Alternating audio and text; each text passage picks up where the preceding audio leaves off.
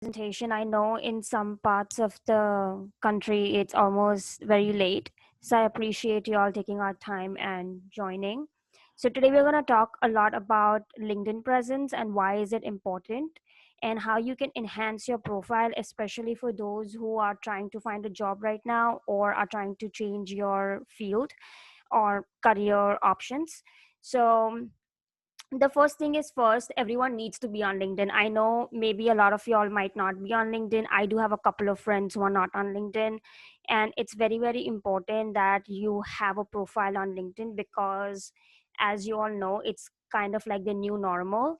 Everyone does go to LinkedIn profiles to check what you're doing, what kind of jobs y'all have had in the past, what are your educational qualifications. So LinkedIn is definitely a very important platform, especially for those who are finding jobs. So firstly, why is it important? It is important because 95% of the recruiters use LinkedIn on a regular basis.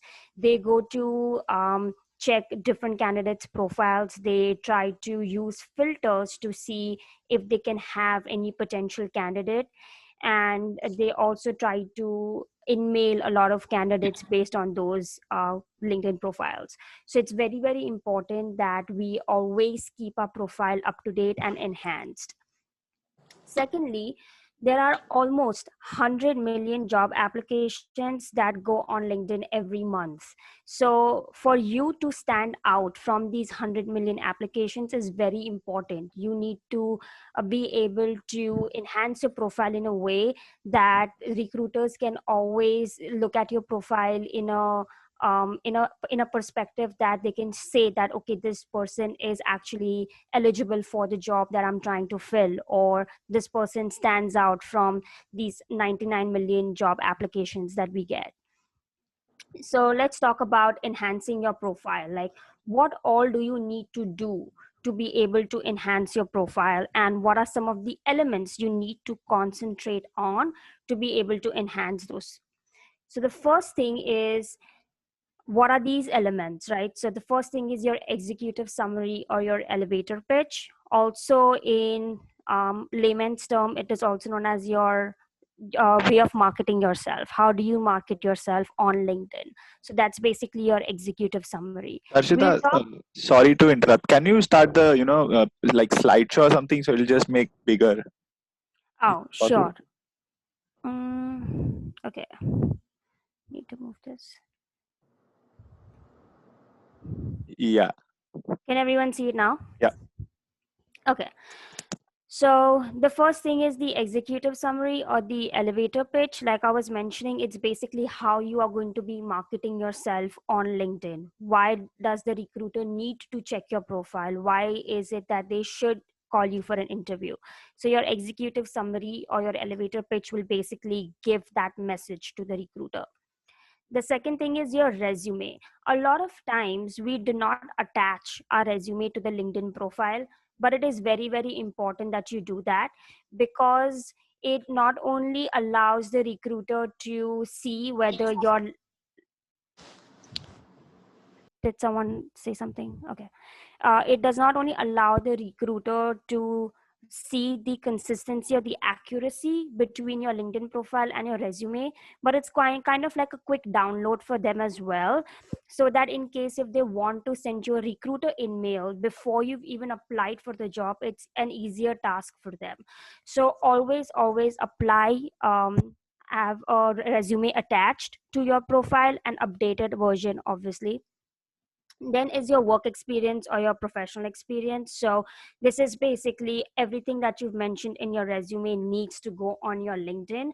But one thing about LinkedIn is that you can write as much as you want on your professional or your work experience. So take that opportunity to write more about the projects you've done or the titles that you've held in different companies, especially because resume has very limited space. Like we've always heard that your resume needs to be like maximum 2 pages, and that's why we cannot write everything about the job experience in that. So LinkedIn is the place where you can enhance more of your work experience. Another important thing in your work experience is writing numbers. So for example, if you worked with 10 executive leaders, writing 10 makes a lot of difference, because it shows the recruiter the large scale projects that you might have worked with, or the kind of leadership that you work with in your companies. So always writing that. If you are someone who's just a graduate and has not had any work experience in the past, writing more about your projects as your work experience can make a lot of difference. So maybe writing about your white paper, or writing about a research, writing about something that you assisted your professors in, can also be a part of work experience on LinkedIn, because that shows that you are already starting to contribute in the field that you want to grow in. Then is your skills and endorsement. Skills is basically very, very important on LinkedIn, because that's one way of you popping up on recruiter's side. So if you have a skill mentioned and they're searching for that skill, your profile will be reflected on their end, and that will persuade them to actually go and look at your profile. Endorsement is basically, I would say, like a LinkedIn proof that shows that you are at an expert level in those skills, for the recruiters to know that okay, this person excels in this specific skill.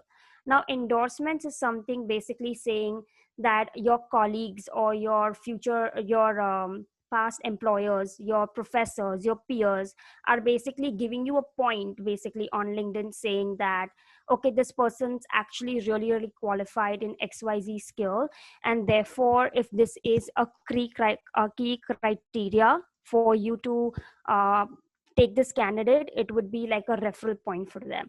So always having skills written and then asking people to endorse you can be really, really beneficial.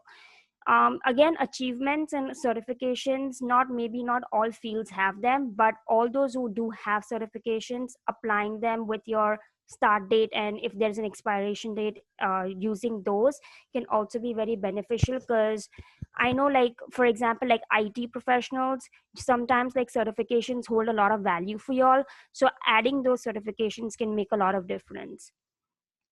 Then is definitely your educational background, adding your degrees from high school to PhD or master's level, whatever education that you've done, adding those degrees is very helpful. And then is your recommendations. Now recommendations is important because it basically reflects, like low key reflects on your personality.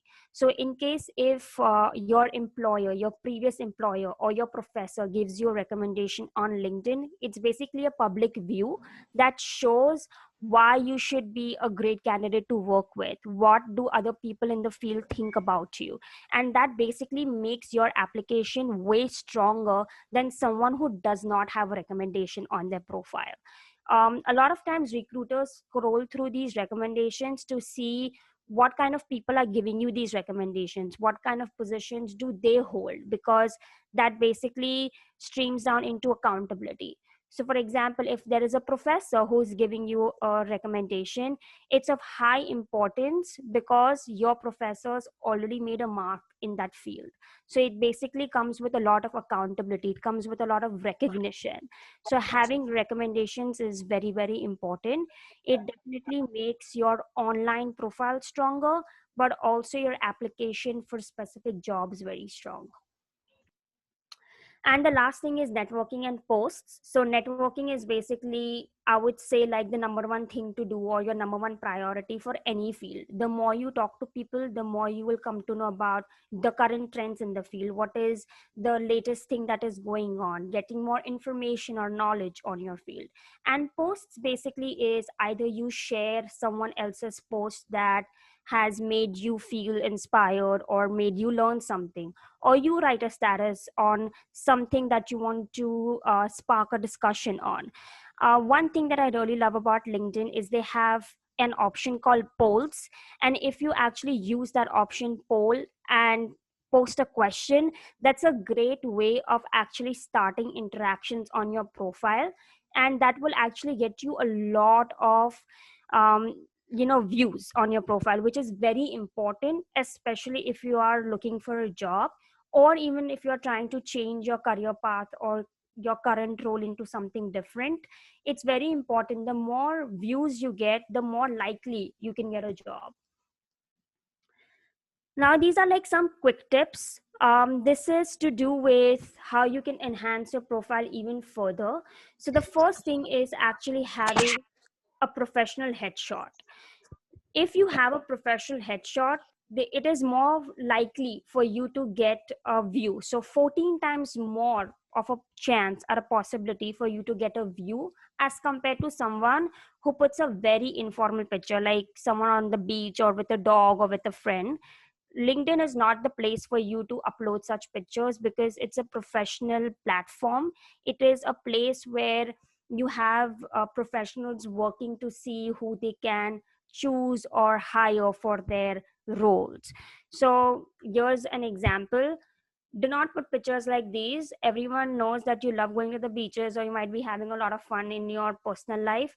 But because LinkedIn is a professional platform, having a clear headshot of just yourself is important, because then the recruiters know who they are looking at, or whose profile are they trying to read, or who you are as an individual. So having a very clear profile picture of yourself, which is very professional, makes a lot of difference. It does get you more views as compared to a informal photo.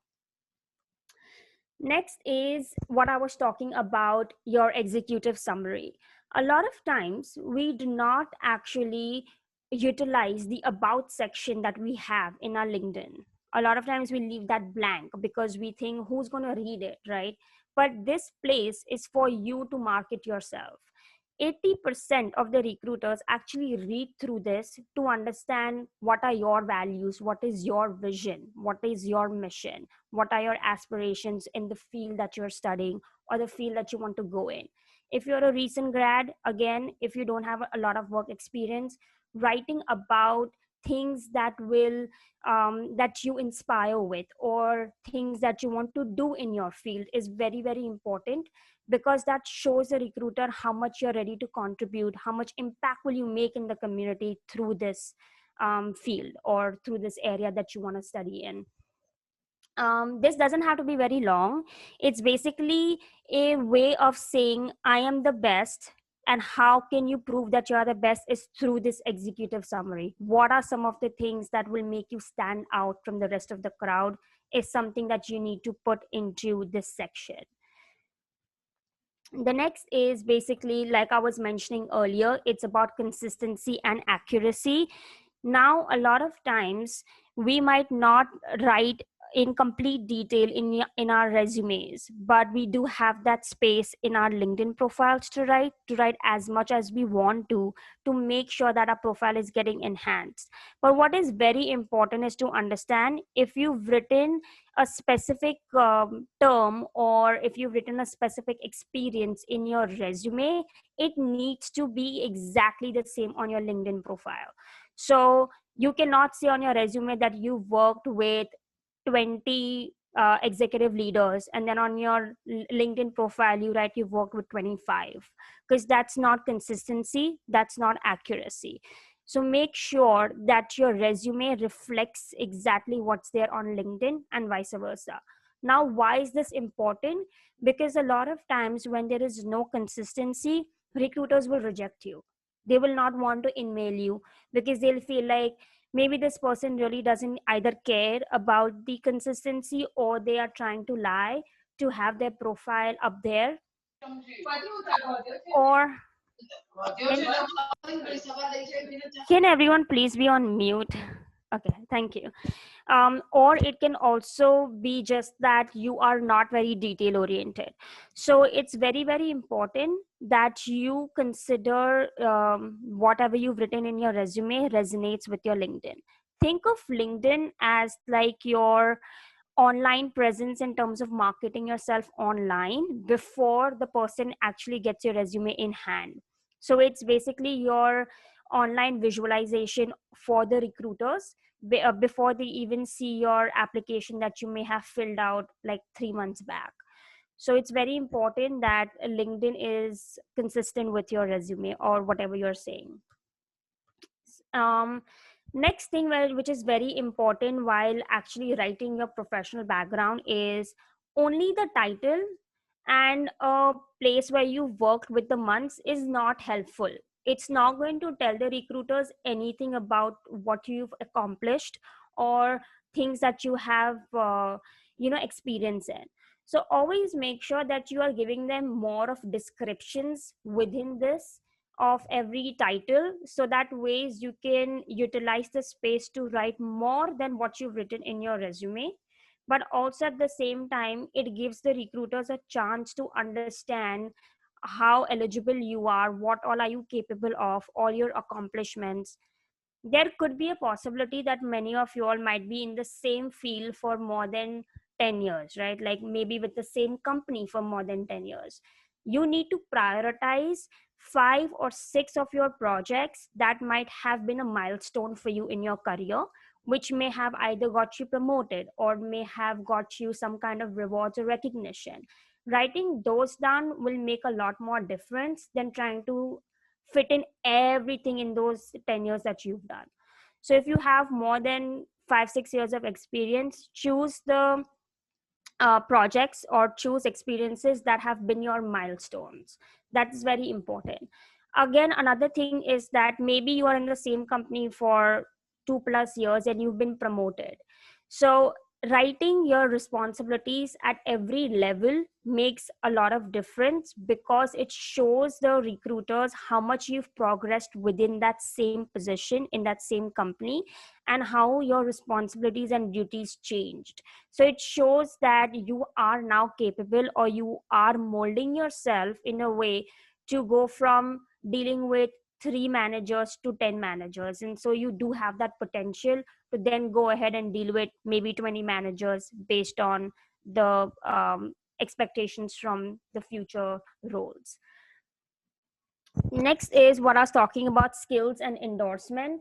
So it's very, very important that when you write your skills, I think LinkedIn has a limit of writing only 30 skills. So if you have, like, for example, 50 skills that you are great at, you need to prioritize 30 skills that you feel are going to be the key criterias for you to get your next job. So if you are in IT, then prioritizing softwares that need to be important to you to get a job. If you are in finance, then maybe concepts that are important to you to get a job. If you are in HR, then maybe some of the tools that are important you to get a job. So writing those, prioritizing those, and then having your professionals endorse it, makes it like a foolproof thing, saying this person's an expert in this. uh, Skills are important because, like I was mentioning earlier, it helps recruiters find your profile. It's basically like the ATM system for resumes. It's exactly like that, but for LinkedIn. So a lot of times recruiters will resort to the LinkedIn more than their resumes. That's honestly, like, from my personal experience, that's how I got my full-time job. So you need to make sure that you're writing your skills and getting them endorsed. The more endorsements, the more of an accountability on your path to tell the recruiter that you are really advanced in this skill. Now, skills can be of two types. It can either be soft skills and hard skills. Soft skills is basically saying that you are an active communicator, a patient listener, or a good orator. Those are all your soft skills. And your hard skills is basically the tools, the softwares, the more so like mechanical things that you do. So maybe it could be Microsoft Office, that you're great at PowerPoints, you're great at Excel, or great at some IT software.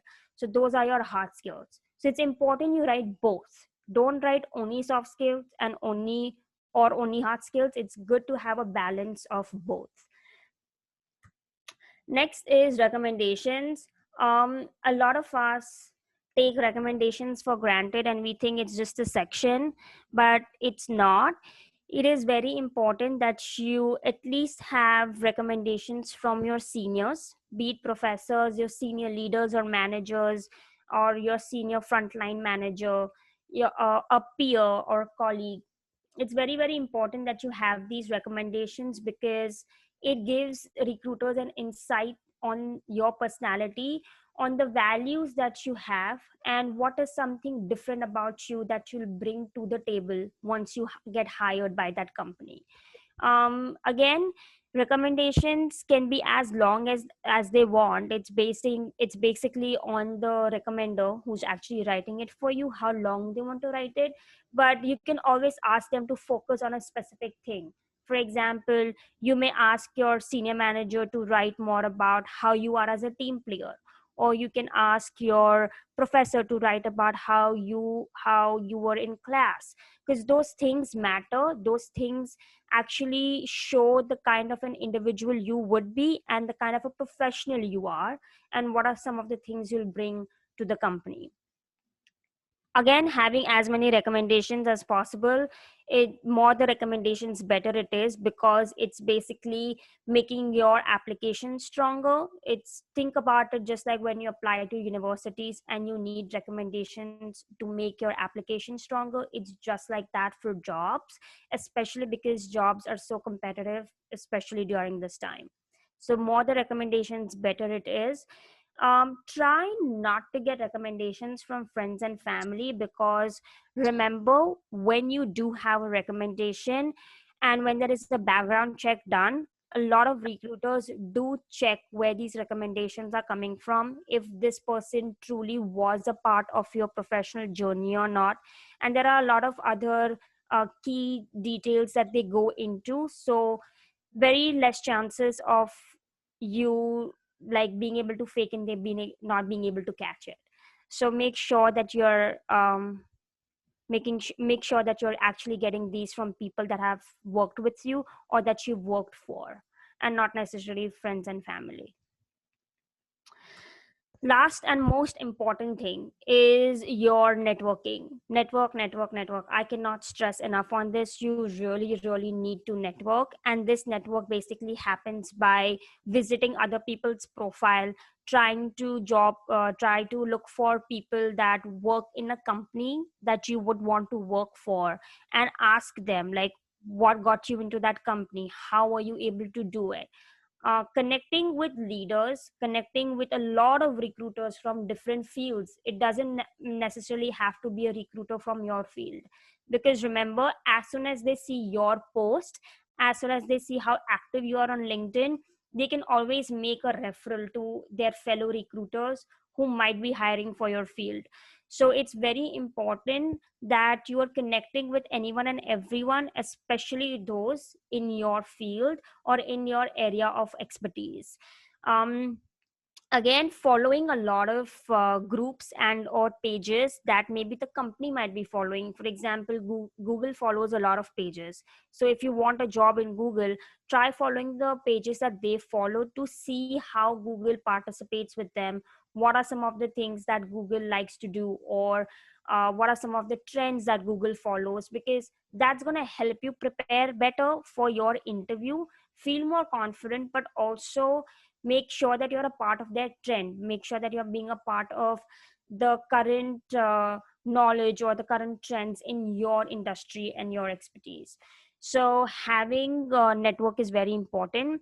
Also, like I was mentioning earlier, sharing status is very important. Like, don't share statuses like about like what you ate, but share more so like statuses that are in your professional realm, like anything that you want to ask maybe someone, or anything that you learned in your career which was like an eye opener for you, a story, a thought, anything related to your field can actually get you so much interaction, which in turn will get you so many views, and that in turn will eventually help you land up a job or even get a referral. Because again, this is a personal experience that I had with a client who actually tried doing this, and then within a week she got a referral from a stranger for Blue Cross Blue Shield. So it's very important that you share what you are coming in with on LinkedIn, rather than just liking posts or just scrolling through jobs and applying to jobs. It's very important you are active on LinkedIn as well. Lastly, groups. I would say join as many groups as possible in your field. It's very important because a lot of these groups post job openings which might not be there on the job section on your LinkedIn. So I haven't mentioned every field's jobs here, I mean job groups here. These are some of the recommendations that I have for IT professionals, mechanical engineers, then for HR and finance. But obviously, like the field that you belong to, each field has a group that may be leading, and you can either find it out through different companies, or you can even like just simply Google search them and you will find a lot of them that are trending in your field.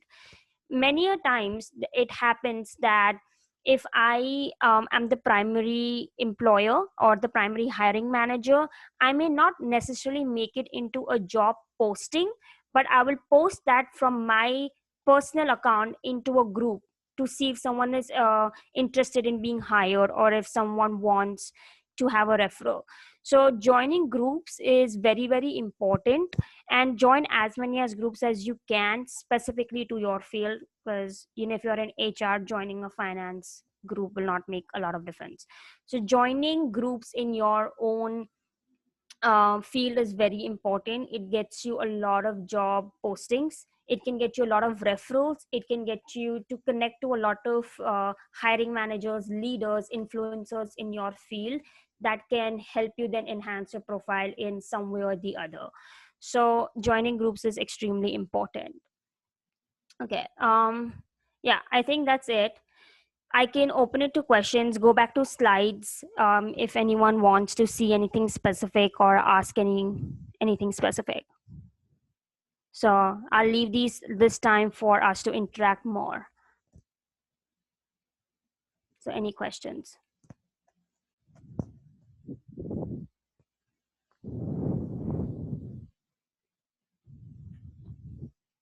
Okay. Anyone with questions, please feel free to unmute yourself.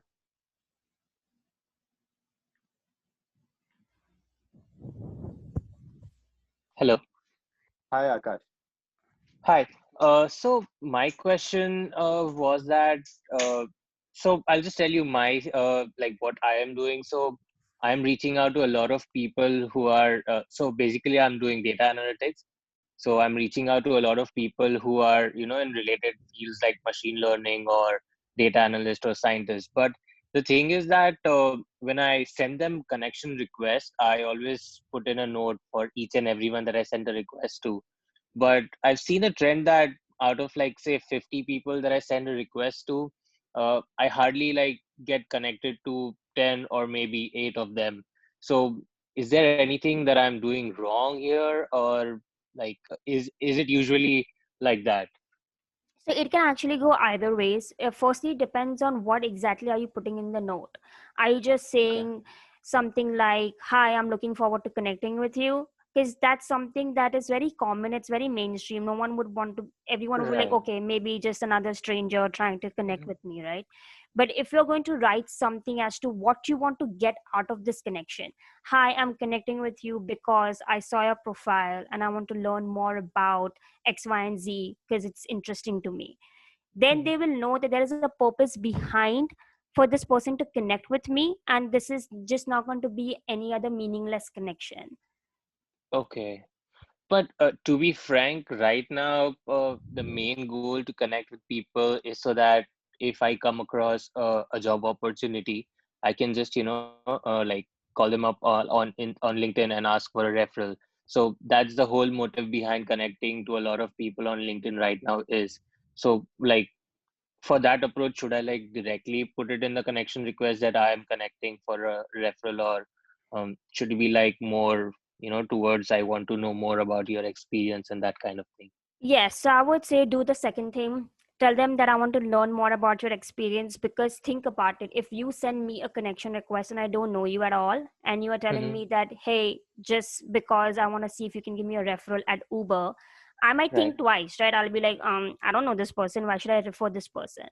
So Correct. instead of that, making the connection to learn more about them, Mm-hmm.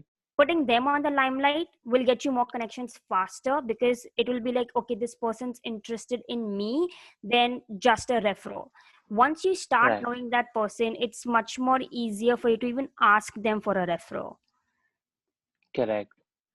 So, So like, yeah. so I just want to know if once the connection is made, so what would like the basic approach would be to be in touch with them, basically. So, like the usual thing that would happen is if they connect, we would exchange a few messages regarding like, thank you for connecting and would love to talk more about this and that, and there will be a few more messages and then it will go cold.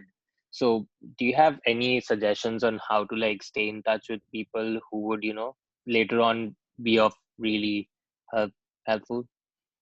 I would say one approach that I usually use personally on day-to-day basis is maybe sometimes like waiting for a day or two before you respond to their message, and or sometimes like just randomly messaging them, asking them, hey, I heard about this, what do you think?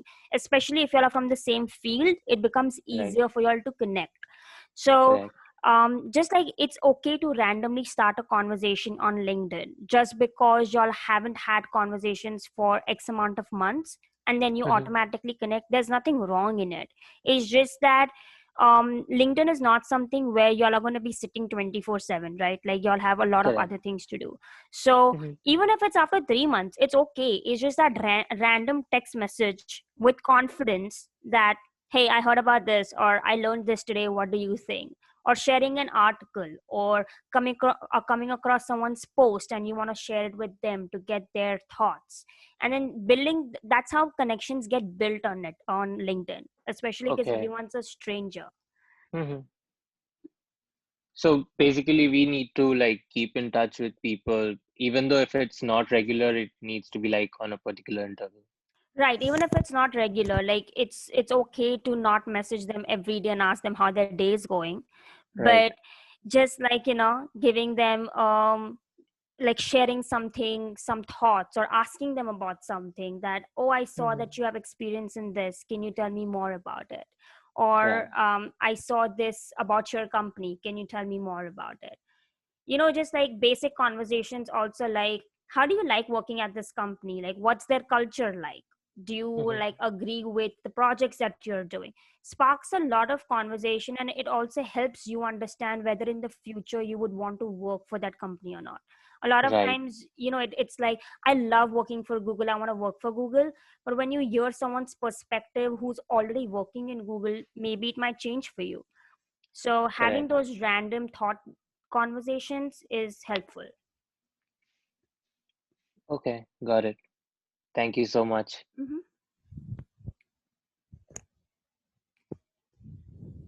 Okay, who else?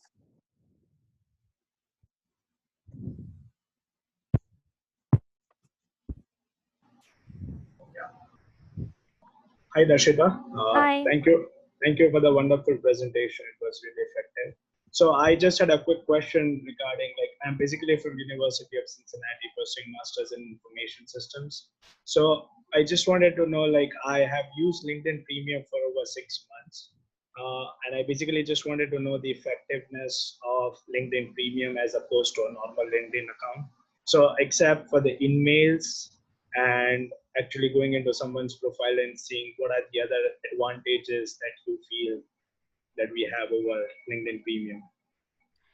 One thing that I love about LinkedIn Premium is when someone checks your profile, you know who that person is. So you can actually go back, and if that person's a recruiter, connect with them, right? If you are not using LinkedIn Premium, it'll just say an anonymous person checked your profile. And a lot of times we miss out on connecting to recruiters because of that. So let me tell you my experience. When I was using LinkedIn Premium, I used it almost for a year and a half because I was looking for a job. And every time a recruiter saw my profile, I would connect with them, and that's how I actually started getting job interviews. If I got a position or not, that was like a secondary thing. But right now it's also like sometimes when we don't get interviews at all, we become stressed. So LinkedIn Premium helps you do that. It helps you connect with a lot of recruiters, which otherwise you would never know that they checked your profile. But I think that is one of the features in the privacy in the normal account as well, where if you have that particular setting where uh, if you see someone profile and you let them allow seeing your name, then I think that's also the situation when someone sees your account, you can also see the name who in specific saw your profile. So Right, but with LinkedIn Premium, it is also like it helps you. Some of them actually who are like high level recruiters will never allow you to see their profile, but with LinkedIn Premium, you still get that option. So even if in the basic settings, like right now, if you're not using Premium, in the basic settings too, you can, like you said, it's right. You can still see each other's profile, but a lot of times, a lot of recruiters who are working at a high end will not allow you to see that, but with Premium it's allowed. Also, the second thing is definitely like you were talking about in mails, but the third thing is that Premium accounts usually reflect quickly as compared to basic accounts. So if I'm using a basic account and I have written Microsoft Suite as my skill and I have 100 people who've endorsed it, but you're using Premium and you, even if you have 50 people, your profile will get reflected before mine. thank you. Hey Darshita, this is Kinjal here. I have a question. So I have used LinkedIn Premium in the last 6 months, and I was basically finding a job, and I had done a lot of emails, but I never got any respond over the email. It was either they viewed my profile or some other way. So I mean, uh, can you emphasize on how really we can use email, because I feel that it's not that effective in because the other person basically does not accept the email request, and I'm sure the recruiters will be getting like 1,000 emails per day. So how can we do, or what should be the approach that we do not get lost in those 1,000 people emails? So here's the thing, like firstly, like you said, there's no guarantee whether the recruiter is going to be able to see your email in 20 seconds after you send them or 20 months after you've sent them, right? I still get rejection emails that I've applied for like 2 years back, right? So it's like in that email or in that email, what are you writing? What are you specifying? Are you just saying that, hey, I'm interested in this position, can we talk about it? Or are you saying, I'm interested in this position because I can bring XYZ to the table, because these are my strengths, because this is the reason I'm passionate about this? That's what's going to set you apart. That's what's going to make them want to read more about your email than just click on delete. I have worked as a recruiter in the past, and trust me, people literally write emails like, hey, how are you doing? Can we chat? No, I don't have the time, right? So it's about what are you specifying in that email. But also, no matter whether they've replied to your email or not, it's also about how you're presenting your profile. So relying only on the email is not going to get you a job. But making your profile stronger is definitely going to land up land up you getting a job, right? So it's more about what you're mentioning in the email. So it goes back to what I was talking about, the executive summary. Writing that executive summary in your email will persuade the recruiter to read it. All right, thank you. Mm-hmm. Okay. Next. Anyone?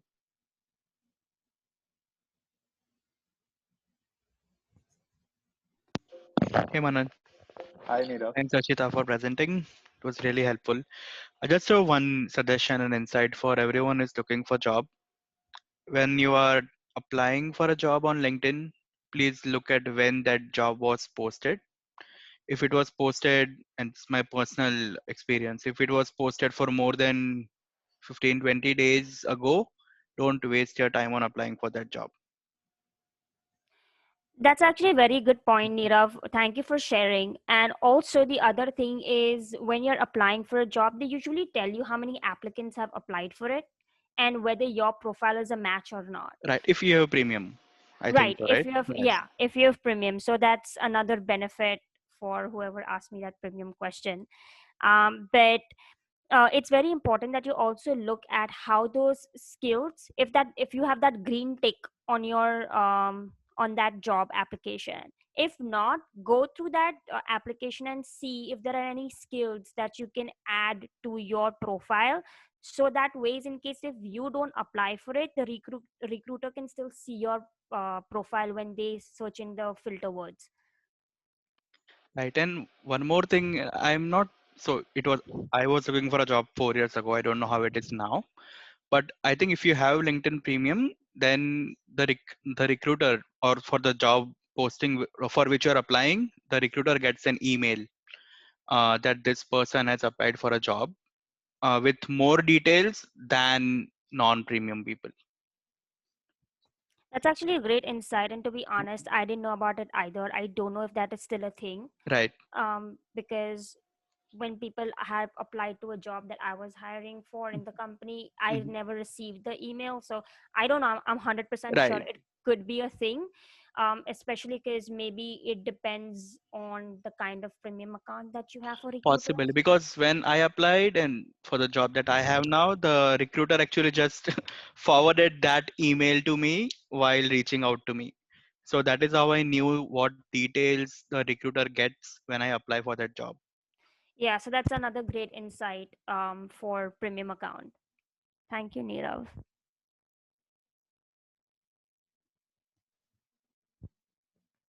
Anyone has any questions, any points to bring up? Something that could be useful to everyone, maybe.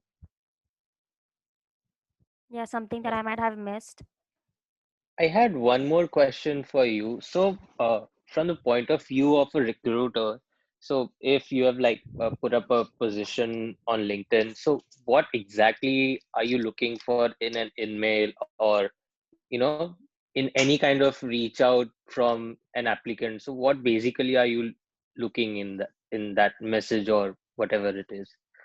So in that message, like specifically me, when I was working as a recruiter, I would look for what skills, or how are you marketing yourself basically? How are you selling yourself to me to be like, no, Akash is the best out of the 100 applications that I have got. So in that email, you need to actually include the strengths that you have and the skills that you have to be able to be the best at the job that they have posted. One thing that recruiters love is when you actually write about how your personal vision matches with the organization's mission and vision. A lot of us do not check an organization's mission and vision. We just apply for the job because we want the job, right? But we never do in detail analysis of what the company exactly has a vision for. So when you're writing something that brings in that personal touch, Mhm. helps the recruiter understand that this person's passionate about this job, this person really wants this job, versus 99 other applications who are just applying for the sake of it. Correct. So, if it's not too much trouble, could you like give us a short example? Okay, so for example, if I am applying for an HR job and I have like a PhD in IO psychology, I Mhm. can be like an overqualification for a lot of jobs, right? But if I Right. want to be a person who wants to do data analytics, for example, I'll Mhm. be like, my name is Darshita, holding a degree in IO psychology. I am very passionate about data analytics because it helps me understand how people behave through numbers. My strength is being a good presenter, a good orator, and an active listener, which can be a benefit to the team because I will be able to help people work collaboratively and cooperatively. Now, all of these things maybe might be hitting on the eligibility criteria of that job description. So, what you need to do is take those keywords from those job description eligibility criteria and add Mhm. it to your executive summary. So if you are, you said you were doing data analytics, right? Right. Okay, so maybe a lot of your like criterias will be making annual reports, right? Or like weekly Right. reports, or Mhm. um, X, handling an XYZ software. Add those things to your executive summary. My name is Akash with so and so degree. I'm very passionate about data analytics and love reporting accurate data through this. So that ways they know your skill, they know that you're experienced, but they also know that the reason why you're applying to this job is because you know what the job responsibilities are. Okay. Does that help? Yeah, it makes much more sense now. Yeah, it can be a little tricky when you're writing these emails to recruiters, specifically on LinkedIn, but always emphasize on your strengths, always emphasize on your skills, always look at what the job eligibility is, and then add those keywords into your eligibility criteria, into your executive summary. Right. Thank you so much. It makes much more sense now. Okay. So while it's Parth here again. So while we are just discussing about the executive summary, I had one question where I kind of saw a lot of people's profile where they generally mention their executive summary either in the second person context or in the first person. So say suppose if I'm writing my own summary, somebody writes that Parth has a degree in this, he has a degree, he has certain qualifications. So what is the right approach? Should it be the first person approach or should it be like someone else describing? 1,000% first person approach. A lot of people when they write it in second person, it's like, who are these people marketing? Are they not marketing themselves? Like, that's the question that usually arises in the mind of the hiring manager or recruiter. 110% first person, like always write it in first person.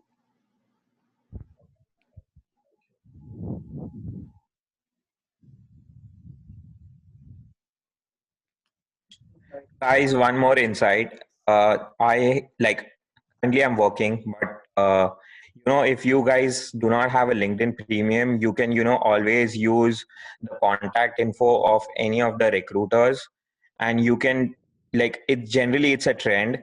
And if you don't have in-mail credits left, you can utilize those credits uh, what do you say, the aliases to actually form an email ID of recruiters or any of the team leads, and you can actually send them emails. Like I have graduated in May 2020. I used to do the same thing. Like my email credits used to get over, and uh, henceforth I could not send any emails, and connecting to recruiters was kind of difficult. So I used this approach, and it actually helped me. Like many of the recruiters, they actually reverted back, and if they did not have that position, they actually forwarded it to somebody else. There's this hunter.io website which will give you what is the first and what is the alias that the company uses, and you can actually generate email IDs for those companies, and you can actually shoot them mails if you are out of in mail credits. So apart from LinkedIn, even like one main thing is like you can go through the contact info what LinkedIn provides. You can have that trend set, like, okay, if it's Amazon, so it's like first name dot last name at amazon.com. Or if it's like Tesla usually has its first initial and then the last name at tesla.com. So that is how you can send recruiters or even the team leads. It's not necessary you need to connect it to the recruiters. Even the team leads or the managers, they do reply back, and that is one of the great approach to talk to any of those recruiters or managers if you're out of in-mail credits. That is one of the insights that I followed, and I actually more than LinkedIn messaging, I got replies on the emails.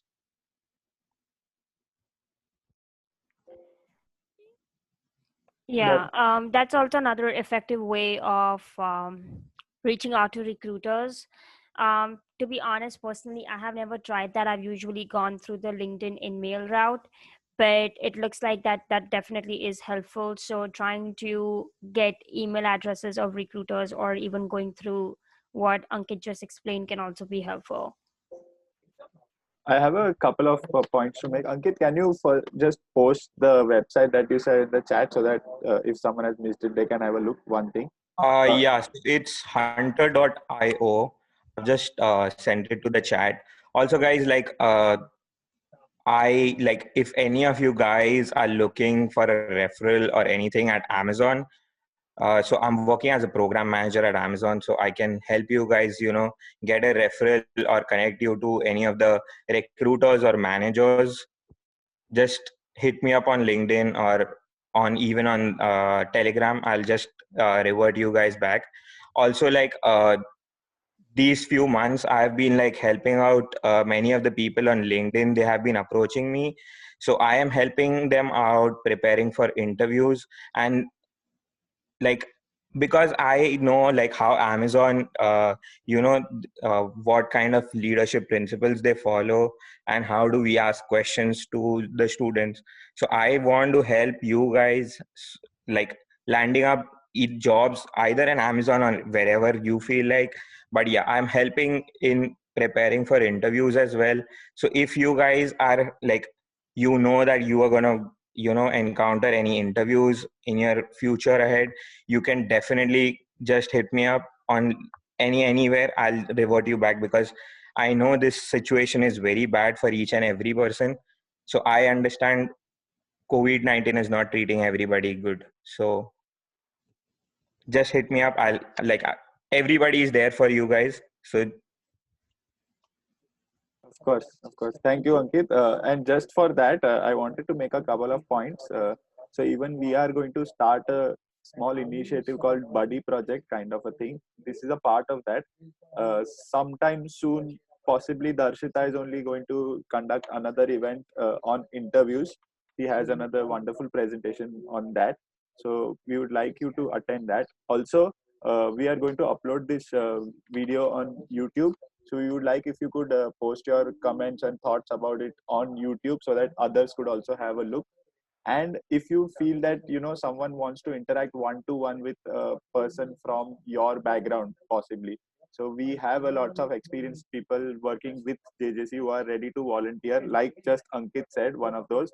So you can very well reach out to JJC, and if we find someone closely matching to your profile or your background, we can connect to them. You can just interact with them one to one, and then that could be maybe better for you to make your LinkedIn profile stronger in terms of the skills and specific technical qualifications that you could put, maybe, and even in terms of resume or something like interview preparation. So one to one is something we are slowly and gradually planning to do. So if you have anything related to mind, anything in mind related to that, you can definitely reach out to the jjcsausa@gmail.com. Yeah, even I would like to add some points. This pattern really works fine. Like in last few months, 2 to 3 months, I have referred, I think, 10 to 20 students at Apple. So they like the call, getting a call depends on their qualification, but the referral thing and the guidance that the on-job person can give you, that really helps students like how to navigate their career. So that even on WhatsApp, you can ping that person. Like if you get a contact from JJCSA USA, you can get a contact of that relevant person in the group, and you can discuss your queries, and you can ask for referrals as well. Anyone wants to add any more points to that? and I had one more point to add. So guys, I heard somebody saying like you have been sending n number of messages on LinkedIn. You're connecting, you are sending them, like you are adding a note.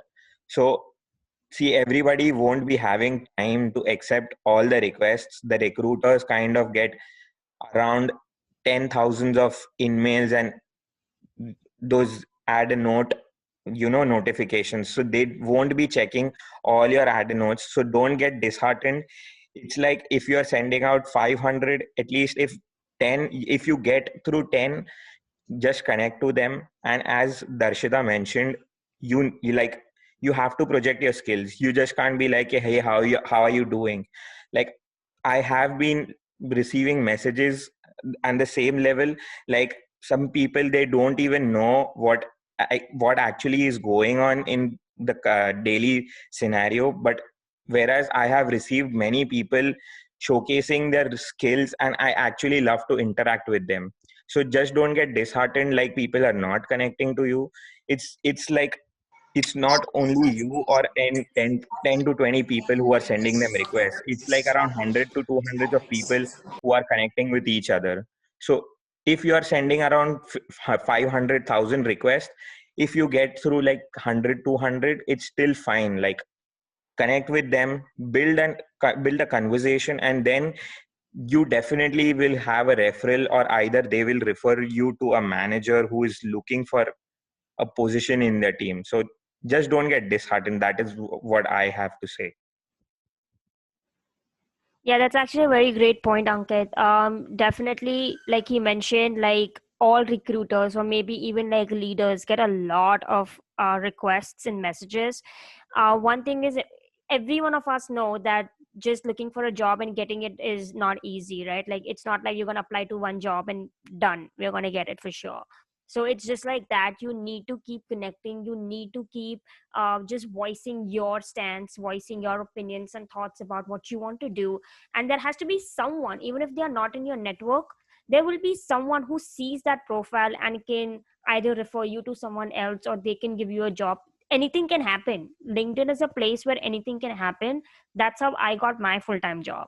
So it's very important that you keep going, you keep presenting yourself in the most professional way, and you keep sending these messages for connection, but make sure that you're marketing yourself, make sure that you're showing them that you have something different than everyone else, because that's what's going to help you go forward or skip that line. Okay. I'll just, if you have any more questions, I would like if you could, if people could turn on their videos even for 1 minute, I would like to take a snip. We want to post it on for JJC. So just whoever can, it would be nice if you could turn on your videos even just for a minute. Ankit,